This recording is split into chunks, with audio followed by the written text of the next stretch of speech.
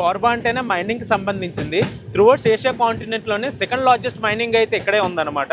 అందుకే దీన్ని power hub of Chhattisgarh అని ఉంటారు, అండ్ ఇండస్ట్రియల్ హబ్ కూడా కోర్బా అనేది.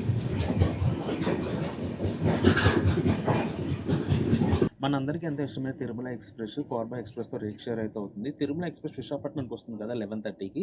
అదే రేకు మళ్ళీ ఫ్రెష్ అప్ అయిపోయి క్లీనింగ్ మెయింటెనెన్స్ అంతా చేసుకుని 9-10కి అయితే రెడీగా ఉంటుంది విశాఖపట్నంలో కోర్బాకి వెళ్ళడానికి.